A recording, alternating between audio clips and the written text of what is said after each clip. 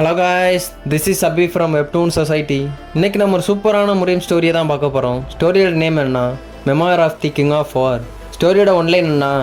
எப்படி ஒரு நார்மல் காய் அவனோட ரிவெஞ்சுக்காக மார்ஷியல் ஆர்ட்ஸை கற்றுக்கிட்டு ஒரு காட் ஆஃப் வார் ஆனா. சிம்பிளாக சொல்லணும்னா துரோகம், ரத்தம், பழிவாங்குதல் எல்லாத்துலேயும் ஊறி போன ஒருத்தன் திடீர்னு எந்திரிச்சு நின்றா அவனுக்கு முன்னாடி இந்த முழு உலகமே வந்தாலும் இந்த காட் ஆஃப் வாரை பார்த்தா நடுங்கி தான் போகும். இதுதான் சட்டம், இதுதான் நீதி. மறக்காமல் லைக், ஷேர் அண்ட் சப்ஸ்கிரைப் பண்ணுங்க. வாங்க நம்ம கதைக்குள்ளே போயிடலாம். இங்கிட்டு பார்த்தா ஹீரோ அவ்வளோதான் சுற்று போட்டானுங்க பூரா பயிலும் சேர்ந்து. மாஸ்டர் டான், நீங்கள் எப்படி இங்கே வந்தீங்க? இங்கிட்டு மொட்டை தத்தா எல்லாம் வந்துருக்காரு.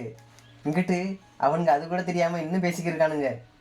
வந்து ஒருத்தனா அந்த ஐஸ்லாண்டில் லேண்ட் ஆகி நிற்கிறானுங்க. இங்கிட்டு பார்த்தா ஒருத்தனும் அந்த மரத்தோட கிளையில வந்து நின்றுக்கு இருக்கானுங்க.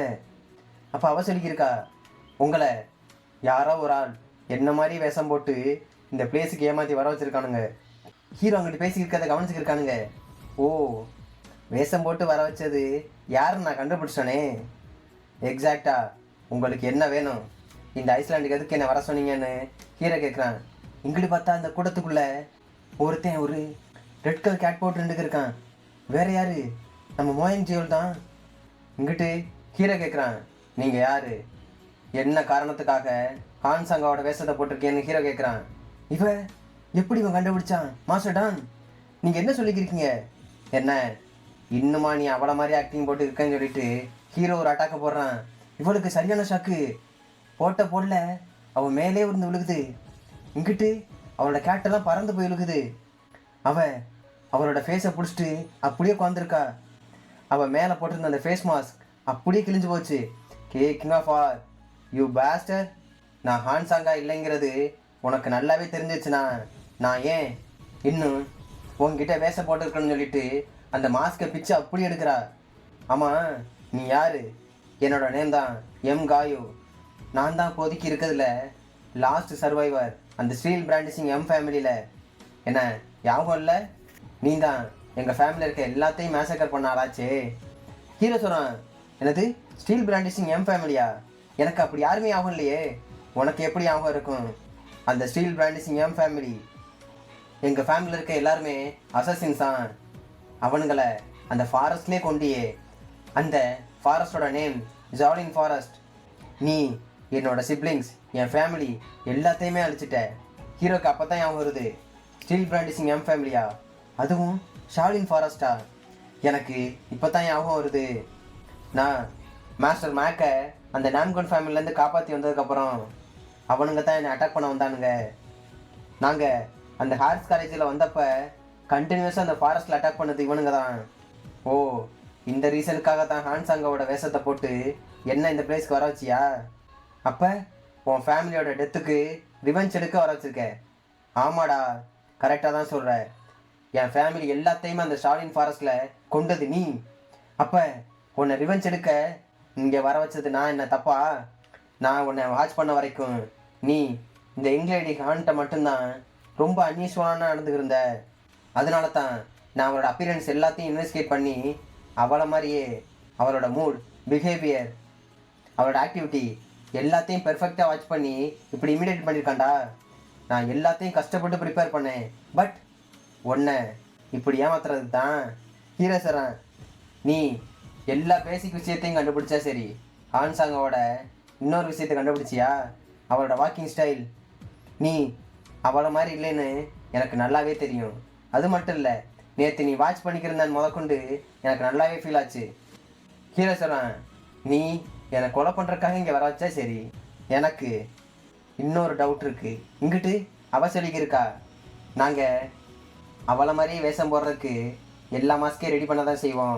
அது ஒன்றும் ஈஸியாக ஒன்றும் கிடச்சிடாது.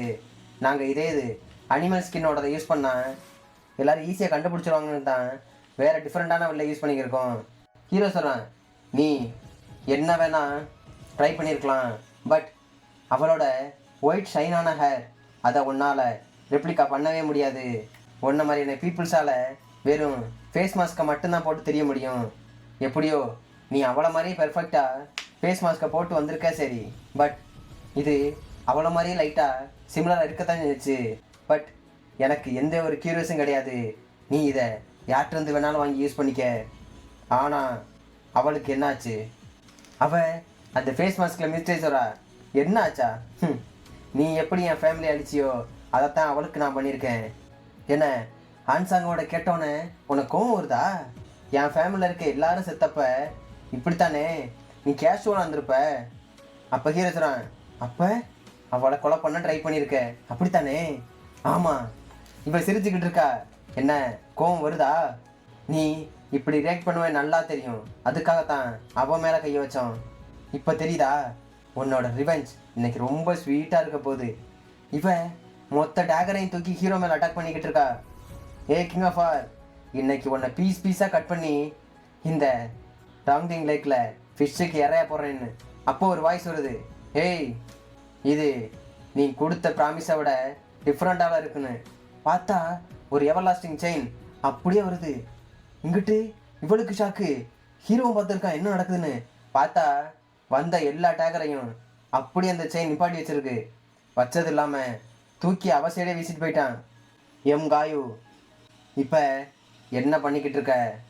உன் ஃபேமிலியோட ரிவெஞ்ச் எல்லாம் இப்போ எடுக்கணும் அவசியமா? நீ ஒருவேளை என்னோட ப்ராமிஸை பிரேக் பண்ணியிருந்த என்ன நடக்கும் தெரியும்ல? நான் யாருன்னு தெரியுமா தெரியாதா? பார்த்தா ஒரு ஆள் வந்து நிற்கிறாரு. நீங்கள் எல்லாரும் என்கிட்ட வந்து ப்ராமிஸ் பண்ணப்ப இந்த கிங் ஆஃப் ஆரோட ஃபைட் போடுறதுக்கு நான் 2 கண்டிஷன் சொன்னேன். ஒன்று, இந்த கிங் ஆஃப் ஆர் கூட நான் மட்டும்தான் ஃபைட் போடணும். 2வது, இந்த ஃபைட்குள்ளே யாருமே இன்டர்ஃபியர் ஆகவே கூடாது. இவன் கண்ணை பார்த்தா ஏதோ டிஃப்ரெண்ட்டாக இருக்குன்னு ஹீரோ திங்க் பண்ணிக்கிருக்கான். எனக்கு தெரிஞ்சு அவன் எனக்காக ரொம்ப நாளாக வெயிட் பண்ண மாதிரி தெரியுது. இருந்தாலும் இங்கிட்டு அவன் சொல்கிறான், சரி ஓகே ரொம்ப கவலைப்படாத, சர்ப்ரைஸ் அட்டாக் எதுவுமே உங்ககிட்ட வேலை செய்யாது கிங் ஆஃப் ஆர். நான் உன் கூட நேர்மையான வழியில் சண்டை போடத்தான் நான் ஆசைப்பட்றேன். ஏன்னா என்ன மாதிரியான மார்ஷியல் ஆர்ட்ஸ் உன்னோட ஃபேர் ஃபைட் போடுறது தானே கரெக்டாக இருக்கும். இவன் கேட்குறான், சரி அது ஓகே, நீங்கள் யாருன்னு எனக்கு தெரியாது, உங்கள் கூட நான் ஏன் ஃபைட் போடணும்? ஃபஸ்ட்டு இந்த எம் காய்க்குள்ள மேட்ரை நான் செட்டில் பண்ணிட்டு வந்துடுறேன், ப்ளீஸ் நீங்கள் போங்க. அப்போ அவர் சொல்கிறாரு, என்னோட நேம் ஓன் மூவி, இதுதான் என்னோட நேம். ஹீரோ பார்க்குறான், இந்த நேமை நான் ஆல்ரெடி கேள்விப்பட்டிருக்கேன். அப்போ நீங்கள் உங்கள் டிசபிளோட டெத்துக்காக ரிவெஞ்ச் எடுக்க வந்திருக்கீங்களா? சரி ஓகே, அப்போ நீங்கள் தான் இந்த பேட்டில் பேண்டமோட மாஸ்டரா? என்ன இருந்தாலும் சரி, இதில் எந்த ஒரு சேஞ்சஸும் கிடையாது. ஃபஸ்ட்டு காயோட ரிவெஞ்சுக்கு செட்டில் பண்ணிக்கிறேன், அப்புறம் உங்கள் கூட வந்து ஃபைட் போடுறேன், ப்ளீஸ் வெயிட் பண்ணுங்கன்னு சொல்கிறான். அவர் சொல்லிக்கிருக்காரு, இந்த காங்கோவில் இருக்கிறதுல என்னோட பேர் எவ்வளோ ஃபேமஸ் ஆனதுன்னு தெரியுமா? என்னால் நம்ப கூட முடியல, இப்படிப்பட்ட யங் மேன் என்ன இப்படி ட்ரீட் பண்ணுவான்னு. உன்னை விட நான் எத்தனையோ செஞ்சுரி வயசு கூடடான்னு சொல்லிட்டு ஹீரோ பார்த்து முறைச்சிக்கிருக்காரு. நான் யாருன்னு தெரியுமா? என்ன தைரியம் இருந்தா என்கிட்டே முதுகை காட்டிட்டு அங்கிட்டு போயிட்டுருப்ப சொல்லிட்டு போட்டாரு அட்டாக்கா ஹீரோன்ற இடத்துல. எல்லாம் வெடிச்சு செதறிக்கிருக்கு. நான் இந்த 2 சயன் அண்ட் 3 டைரன்ஸ் அண்ட் 4 ஹானர்ஸ் இதில் ஒரு ரெப்ரசன்டேட்டிவாக இருக்கேன். அது மட்டும் இல்லை, இந்த என்டையர் காங்கோவில் கிட்டத்தட்ட ஸ்ட்ராங்கஸ்டான பர்சனில் 9th பொசிஷன் இருக்கேன். அவர் அட்டாக் போட்டு அப்படின்ட்டு இருக்காரு. நான் தான் ஹெவன்லி ஸ்கை ப்ரெசப்டர் ஓன் மூவி. இங்கிட்டு இந்த ஹெவன்லி ஸ்கை ப்ரெசப்டர் சொல்கிறாரு, என்ன தைரியம் இருந்தா இவ்வளோ தெனாவட்டா ஏன் முன்னாடி இருப்பேன்னு சொல்லிட்டு இவர் ஒரு அட்டாக்கு. இங்கிட்டு பார்த்தா போட்ட அட்டாக்கில் மொத்த பில்டிங்கு இங்கிட்டு காலி. இங்கிட்டு அதில் ரிலீஸ் ஆன பவரில் ஹீரோ அப்படியே டாச் பண்ணி இருக்கான். நான் எதிர்பார்த்த மாதிரி தான் இந்த காங்கோவில் இருக்க 9th பொசிஷன் நீங்கள் ஏன் இப்படி பிடிச்சிருக்கீங்கன்னு எனக்கு நல்லாவே தெரியுது. அமேசிங். அது மட்டும் இல்லை, உங்ககிட்ட ஒரு கொஸ்டின் கேட்கணுன்னு இருக்கேன். உங்களை எந்த மாதிரியான விஷயம் இவ்வளோ ஸ்ட்ராங்காக்குது? அதுக்கும் அந்த 5 டிராகன் லீக்கோட ஹெட்டுக்கும் எதுவும் சம்மந்தம் இருக்கா? இல்லை நீங்கள் அவருக்கு எதுவும் கடன் பட்டிருக்கீங்களா? ஏன்னா உங்களோட கண்ணை பார்த்தாலும் நல்லா தெரியுது. அவர் சொல்கிறாரு, என்ன பேட்டில் பேண்டம்லேருந்து எதுவும் கேட்டியா? பீப்புள்ஸ் எல்லாம் இதை பற்றி கேட்குறக்காக தான் ரொம்ப க்யூரியஸாக இருக்கானுங்க. எனக்கு இதை பற்றி பேசுகிறதுக்கு எந்த ஒரு இன்டென்ஷனும் இல்லை. அதை கேட்டால் நீ க்யூரியாசிட்டி ஆகிற அளவுக்கு ஒரு விஷயமும் கிடையாது. அதெல்லாம் என் மைண்டிலே யாவும் வச்சுக்கூடாதுன்னு நினைக்கிற அவ்வளோ கஷ்டமான நாள் தெரியுமா? அப்போ நீங்கள் எதுவுமே என்கிட்ட சொல்ல போகிறதில்ல அப்படித்தானே? இந்த 5 டிராகன் லீக் ஹெட்டுக்கும் உங்களுக்கும் எதுவும் விஷயம் இருக்கா? அவர் சொல்கிறாரு, இந்த ஹாங்கோயு பேட்டில் பேண்டம் அவன் ஒரு இம்பேஷனான நேச்சுரல் கொண்ட ஆள். அவன் வயலண்டையும் சரி, அவன் பர்சனாலிட்டியும் கொஞ்சம் டிஃப்ரெண்ட்டாக தான் இருக்கும். பட் என்னதான் இருந்தாலும் அவன் என்னோட டிசபிள் ஆச்சே. அதுக்காகத்தான் இன்னைக்கு நானே இறங்கி வந்திருக்கேன். அவனோட டெத்துக்காக உன்னை ரிவெஞ்ச் எடுக்காமல் விடவே மாட்டேன். அது மட்டும் இல்லை, பேட்டில் பேண்டமுக்கும் ஹுவாம்போ ஹன்னேக்கிக்கும் என்ன ரிலேஷன்னு எனக்கு ஒன்றுமே தெரியாது. அவனுக்குள்ள என்ன பிரச்சனைன்னு முதற்கொண்டு எனக்கு தெரியாது. இங்கிட்டு ஹீரோ அவனோட பவரை கேதர் பண்ணிக்கிருக்கான். ஆனால் நான் இன்னைக்கு உன்னை ரிவெஞ்ச் எடுத்தே அவன். நீ ஏன்டா என்னை ஃபேஸ் பண்ணோம்னு வருத்தப்படுவேன்னு அவர் சொல்லியிருக்காரு.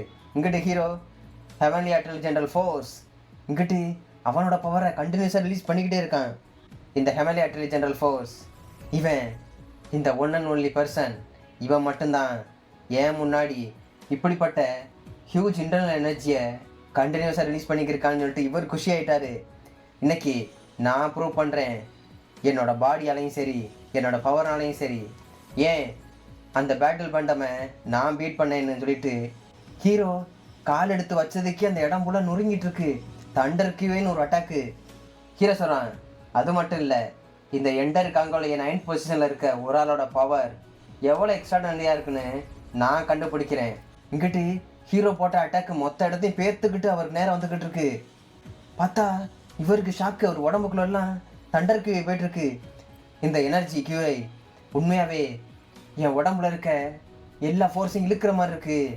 அது மட்டும் இல்லை, இது என் ஹோல் பாடியில் ஸ்ப்ரெட் ஆக என்னோட இன்டர்னல் ஆர்கன்ஸ் எல்லாம் டெஸ்ட் ஆகிக்கிட்டு இருக்கு. இது மாதிரி நான் பார்த்ததும் கிடையாது, கேட்டதும் கிடையாது. இது எப்படிப்பட்ட அட்டாக்? இங்கிட்டு அவர் அப்படியே ஷாக்கில் பார்த்துக்கிருக்காரு. பரவாயில்ல, ஃபைனலாக எனக்கு இப்போ தான் புரியுது, அந்த மோயங் டான்ஜியானோ அந்த நாம்குன் மூஜின் அவனுமே ஏன் இந்த கிங் ஆஃப் ஆர்னால டிஃபீட் ஆனானுங்கன்னு. அது மட்டும் இல்லை, அந்த ஜீரியன் மட்டும் இப்படி இருந்திருந்தா இவளுக்கு இப்போ நல்லாவே தெரிஞ்சிருக்கும். இங்கிட்டு பார்த்தா ஹீரோ போட்ட அட்டாக்கு அவர் அப்படியே டார்ச் பண்ணிக்கிருக்காரு. அங்கே இருக்க மொத்த இடமும் காலி. இவர் அவருக்குள்ள உள்ள பவர் ரிலீஸ் பண்ணி அசால்ட்டாக டார்ச் பண்ணிக்கிருக்காரு. இந்த ஹெவன்லி அட்டல் ஜெனரல் ஃபோர்ஸ் இதுதான் உங்ககிட்ட இருக்கிறதுலையே ப்ரௌடான பவரா? இங்கிட்ட ஹீரோக்கு ஷாக்கு. என்ன, உன்னை ஒன்றும் பண்ணலையா? நீ என்னை சீரியஸாக பீட் பண்ணலாம்னு நினச்சிக்க தெரியா? இந்த ஹெவன்லி ஸ்கை ப்ரெசப்டரோட ஸ்ட்ரைக் அதுக்கு முன்னாடி உன்னோட ஹெவன்லி அட்டல் ஜெனரல் ஃபோர்ஸ் என்ன பண்ணதுன்னு பார்த்துடலாம்னு சொல்லிட்டு அவர் அசால்ட்டாக டார்ச் பண்ணிக்கிருக்காரு. டார்ச் பண்ணது இல்லாமல் ஹீரோ கிட்டே வந்து ஒரு அட்டாக்கு. நான் உன்னை எங்கேயும் போக விட மாட்டேன்னு தப்பிச்சு போகிற ஹீரோ அசால்ட்டாக பிடிக்க வராரு. பிடிச்சது இல்லாமல் சுற்றி ஒரே அடி. என்ன இது, இந்த தண்டர் கியூவை அதுவே அவனை ஒன்றும் பண்ணலையா? ஹீரோ அப்படியே தரையில் கிடக்கான். இன்ஃபேக்ட் இந்த தண்டர் கியூவை ஆப்பனோட பாடியில் ஈஸியாக டேமேஜ் பண்ணிடும். அப்படிப்பட்ட இதிலே ஒர்க் ஆகலைன்னா இந்த ஸ்கை ப்ரெசப்டர் அவனோட பவர் உண்மையாகவே அமேசிங்காக இருக்குது. ஒருவேளை இவன் என்னோட பவரை தெரிஞ்சு ஆல்ரெடி அனலைஸ் பண்ணி எல்லாத்துக்கும் ப்ரிப்பேராக வந்திருக்கான். இங்கிட்ட அவர் சொல்கிறாரு, என்னடா அதுக்குள்ளேயே சர்ப்ரைஸ் ஆகிட்ட, இது இப்போ தான் ஸ்டார்ட் ஆகுன்னு சொல்லிட்டு மறுபடியும் ஹீரோட காலை பிடிச்சி தூக்கி இங்கிட்டு வீசுறாரு. ஹீரோ அப்படியே பறந்து போயிட்டுருக்கான். போகும்போதே அவனோட பவர் யூஸ் பண்ணி அழகாக ரொட்டேட் பண்ணி அங்கே இருக்கிற ஒரு மரத்துள்ள கால் வச்சு அழகாக நிற்கிறான். வா, இன்னைக்கு நம்ம பார்த்துடலாம் யாருன்னு. என்ன, உன்னோட மார்ஷியல் ஆர்ட்ஸ் உண்மையாகவே கிரேட்டாக இருக்குது, பட் எனக்கு எதிராக அது ஒர்க்காக மட்டும் நீ நினச்சிடாத. நீ இப்போ ரொம்பவே அரகொண்டா இருக்கடா. நீ இந்த கிரவுண்டில் இப்படி ஓடி திருநாள மட்டும் உன்னால் என்கிட்ட தப்பிச்சிட முடியும்னு நினைக்கிறியா? இங்கிட்ட ஹீரோ சொல்கிறேன், நீ என்ன பேசிக்கிட்டு இருக்க? நான் எப்படிப்பட்ட மார்ஷியல் ஆர்ட்ஸ்ன்னு தெரியாமல் நீ இப்படி பேசுன தப்பு. ஹானஸ்ட்டாக சொல்லணும்னா அந்த பேட்டில் பேண்டம் இந்த சில்வர் ஸ்கேல் டான்ஸை கம்ப்ளீட்டாக மாஸ்டர் பண்ணவே கிடையாது. அது மட்டும் இல்லை, இப்படி பவர் வச்சுருக்க உன்கிட்ட அவன் தோற்றுருக்கவும் வாய்ப்பும் கிடையாது. என கேள்விப்பட்டவரை நான் கேட்டது தப்பாக தான் இருக்கும் போல. இங்கிட்டு ஹீரோ சொல்லிக்கிருக்கான், என்ன சொல்கிற? இந்த ஹெவன்லி அட்டல் ஜெனரல் ஃபோர்ஸால் இந்த சில்வர் ஸ்கேல் டான்ஸை பீட் பண்ண முடியாது நினச்சிக்கிருக்கியா? ஆமாம், அந்த பேட்டில் பேண்டம் அவன் ஒரு அவுட்ஸ்டாண்டிங்கான டேலண்ட் உள்ள ஒரு ஆள். அன்ஃபார்ச்சுனேட்லி அவனால் இந்த சில்வர் ஸ்கேல் டான்ஸை கம்ப்ளீட்டாக மாஸ்டர் பண்ணவே முடியலை. நான் தான் ஒன் அண்ட் ஒன்லி பர்சன் அதை கம்ப்ளீட் பண்ணது இல்லாமல் மாஸ்டரும் பண்ணாலே. நான் அவனுக்கு அதுக்கப்புறம் செயின் மார்ஷியல் ஆர்ட்ஸ் தான் கற்றுக் கொடுத்தேன். அதுக்காக கிட்டத்தட்ட 10 வருஷம் இருக்கும்னு நினைக்கிறேன். அதை பெர்ஃபெக்ட் பண்ணா எப்படிப்பட்ட மார்ஷியல் ஆர்ட்ஸையும் ஈஸியாக பேட்டிலில் பீட் பண்ணலாம். ஒன்று, ரைட் ஹேண்டில் அப்படியே மொத்த செயினே சுற்றணும். இங்கிட்டு லெஃப்ட் ஹேண்டு, இங்கிட்டு லெக்குக்கு ஒன்றுன்னு மொத்த பாடியும் அழகாக கவர் பண்ணா. The one and only master பண்ண சில்வர் ஸ்கேல் டான்ஸ் பெர்ஃபெக்ஷனாக இருக்கும். இதை வச்சு என்னால் யாரை வேணாலும் கொல்ல முடியும், இந்த செயினால் எதை வேணாலும் தாங்க முடியும் சொல்லிட்டு ஹீரோவை இங்கேருந்தே அட்டாக் பண்ண ரெடி ஆகிட்டு இருக்காரு செயினை வச்சு. அஃப்கோர்ஸ் உன்னோட ஹெவன்லி ஆர்டில் ஜெனரல் ஃபோர்ஸ் எனக்கு எதிராக வின் பண்ணவே முடியாது. ஹீரோ அதை கேட்டோன்னு சிரிச்சுருக்கான். ஐ கான்ட் பிலீவ் ப்ரோ, நீ என்னத்தான் எங்களோட ஃபோர்ஸை தப்பாக சொன்னாலும் சரி, உனக்கு இந்த ஹெவன்லி ஆர்டில் ஜெனரல் ஃபோர்ஸை பற்றி ஒன்றுமே தெரியாது. Ridiculous, it's so ridiculous. நான் இன்னைக்கு உனக்கு கிளியராக ஷோ பண்ணுறேன் என்ன ரீசனுக்காக இந்த ஹெவன்லி ஆர்டில் ஜெனரல் ஃபோர்ஸை இன்வென்சிபிள் மார்ஷியல் ஆர்ட்ஸ்னு சொல்கிறாங்கன்னு. ஹீரோ ரொம்ப டென்ஷன் ஆகிட்டான்.